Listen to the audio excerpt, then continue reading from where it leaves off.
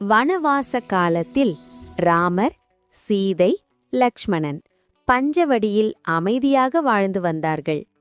ஒருநாள் ராவணன் மாரீசனை பொன் மானாக மாற்றி ஆசிரமத்தருகே அனுப்பினான். அந்த அழகான மானை பார்த்த சீதை, ராமா, அதை பிடித்துக் கொடுங்கள் என்று கேட்டாள். சீதையின் விருப்பத்திற்காக ராமர் மானை பின்தொடர்ந்து சென்றார். சிறிது நேரத்தில் லக்ஷ்மணனும் அவரை பின்தொடர்ந்தான்.